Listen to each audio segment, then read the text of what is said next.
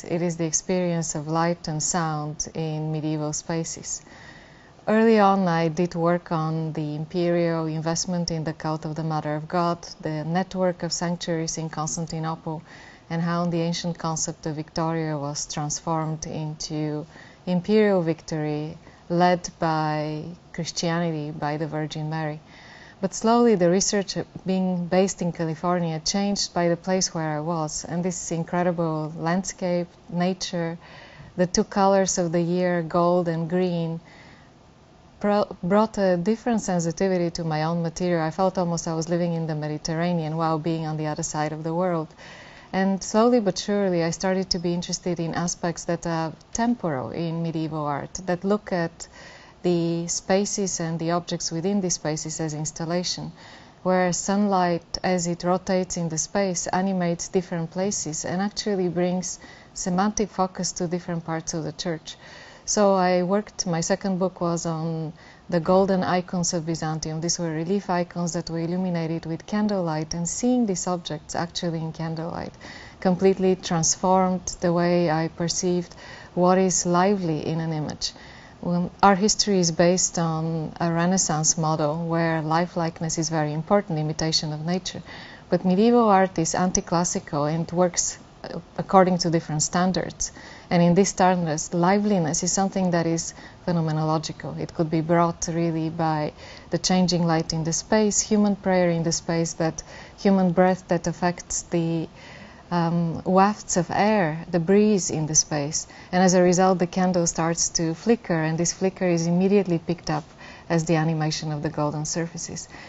But slowly but surely, one of the most important projects that I have engaged in is Hagia Sophia, the Cathedral of Constantinople. And starting in 2007, 2008, I discovered recent studies by acousticians on measuring the acoustics of that space, which has an extremely reverberant 11 seconds reverberation time.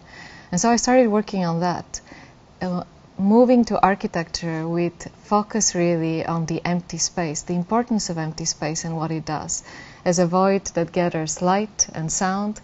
And this led one after the other to, first of all, a great collaboration with Stanford Center for Acoustic Research in Music and Acoustics, actually Stanford Center for Computer Science in Music and Acoustics.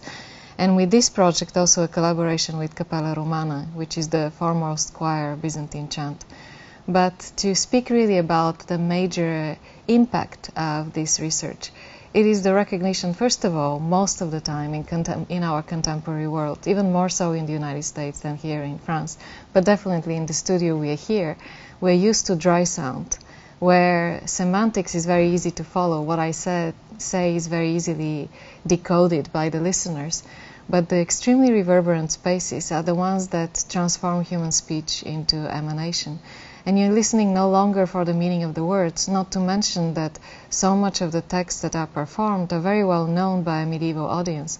So this aspect of tuning in and out of the semantics is very important. And you listen for prosody, for the taste of sound. And this is something that really both alienates and brings in contemporary audiences, because there could be another way of listening that is not about the utility of something, the use of something, but actually a space to experience transcendence, where you're in a space in between light and sound.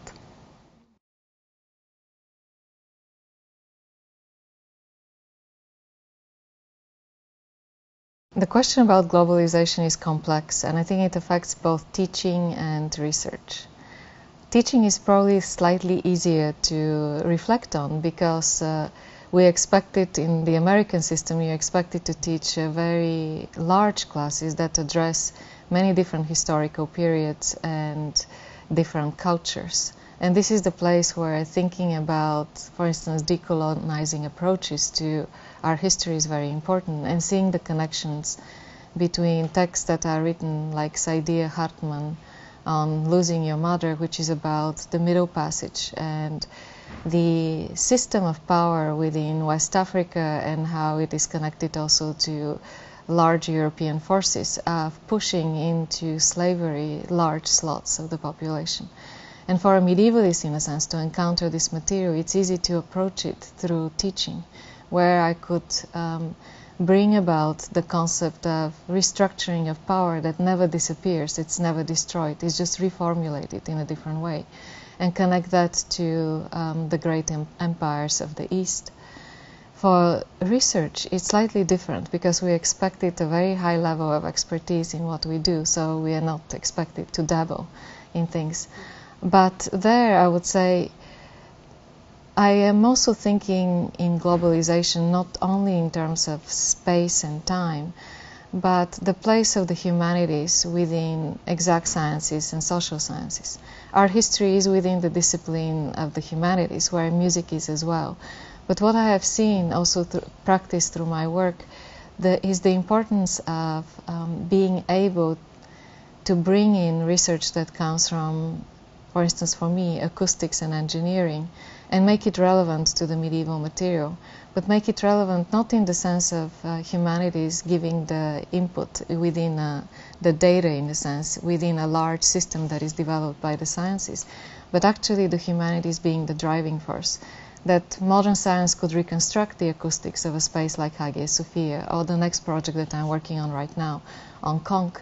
But what sciences cannot offer is really the meaning, engaging with the meaning and what this experience does to contemporary audiences.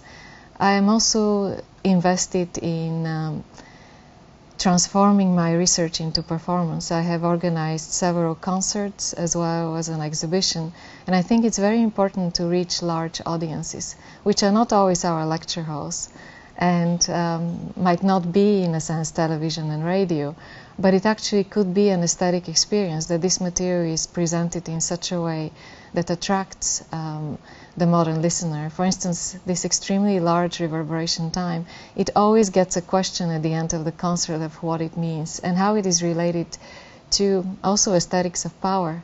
The East, Byzantium, was an empire of the sea. Its fleet was dominating the Mediterranean, and it is that aesthetic that becomes the visual and acoustic experience of its great church. They created a space that was animating Genesis, the creation of the world, the spirit that hovers over the primordial ocean. So the way I'm answering your question is that there are many different aspects. It's not just incorporating contemporary theory in one's work, but also thinking about the relevance of the past to the contemporary moment, and not as lessons. I'm actually more interested as enveloping experience, because there are certain things that could be presented, even beyond speech, that could have a much more profound impact on the contemporary audience than asking them to sit through a lecture or read a book. And I think it is those experiences of slowing down time. Some of the aspects that medieval culture really have dramatic presence and bring this effect of estrangement is slowing down time. That you could listen to a chant that is almost 40 minutes long with a series of repetitions that completely destroy the linear progression of time. These are aspects that are very important of embedding our contemporary audience.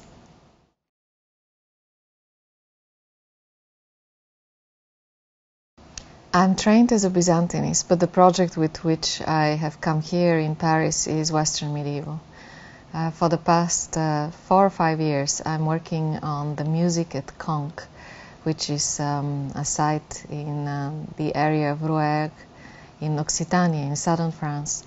And it has a liturgy that has survived in 2 11th century manuscripts, and it had never been looked by musicologists. They have known about this music, but it was never considered interesting as a musical composition, which in fact it's not true. It is, as what this research is unfolding, is how complex the design of the compositions are, and how there is an internal system in which you work in a closed system. The monks will know very much what to expect by the office of a particular saint, and so it becomes a game for the inner circle to watch out, in a sense, where the apex of the composition is placed. And I am an art historian, so working on this material, speaking about area studies, the capacity to expand beyond one's field, what it offers is to recognize, first of all, that medieval art and architecture are like film. they were designed to work with sound, both the acoustics, but also there is speech, there is recitation, there is prayer, and the specific liturgies that were written for the patron saints. In other words, the visual was always meant to be experienced with the overlay of the sonic. Art history for more than a century had done the study of objects and spaces without the consideration of this sonic envelope. In France, it has been Michel Chion, who is a composer and also a film scholar, who 30 years ago introduced the study of sound. And he was not interested in the musical scores and the analysis of those compositions, but he was interested in everything else that could be almost inaudible speech or the voice behind camera and so on and so forth. But he opened up film studies to the importance of sound, and nowadays no one would ever consider doing film without the recognition of sound. When one brings this intellectual framework to the Middle Ages, what one discovers is there is a very subtle synergy between the two. The two systems don't repeat each other. At Conques, you have a gold statue, and this statue has a skull that is hidden inside, and no one sees it. It's the music that brings the brilliance of this energy that is invisible. And this is what my research had shown, is that there is a certain way in which the compositions are placed, so that the apex of the composition falls on words for mind, head, and the absolute apex of the composition is for amputation. And then it has a leap of a fifth down, almost like presenting the head that topples to the ground. So, yes, area studies, I come from art history, but taking in what music offers is the capacity to see this added value that is produced between sound and image as they're simultaneously flowing in front of the audience, the medieval audience. Plus, I think it opens up to questions that I already brought in my previous two replies, one of which is the purpose of engaging with the liturgy is to cancel linear time and to enter into this revolving structure which is attuning humanity to the divine, which is also the music of the spheres in the medieval world, the musica mundana. So human performance is about the imperfect action that is infinite and perfect and eternal in the celestial realm. And so there is a constant interrelationship between the cosmos, the macro level, and the micro imperfect level of humanity, as the human choir that makes audible what is otherwise inaudible to human ears. And so these are all aspects, in a sense, which an art historian would never arrive at had they not considered music. So opening these doors is very important. Now, in terms of the global network and how one works, the majority of the project I'm working on developed its foundation during COVID, and we were interspersed in different corners of the world. Clearly, modern technology played a very important role. The almost 10 years of experience of working on Hagia Sophia had given us the technology that we could actually send the microphones to the singer, and they could record themselves singing in the space, the targeted space, which is very important because it gives singers the capacity to experience the acoustics as they sing, so to actually explore the resonance that the building offers and to latch, in a sense, their voice to that resonance, even though what we are recording is dry and we use post-production imprinting of the acoustic signature of the space. But the psychoacoustic effect is very important for the performer. So clearly there is not enough, in a sense, gratitude that I could express to what technology offers, but I see technology, in a sense, as a means to an end, and that end is spirituality. In a sense, bringing in 21st century audience to this material, showing, in a sense, all the subtleties of these compositions, and the fact that there is this incredible relief that medieval art offers, in which imitation is privileged as opposed to originality.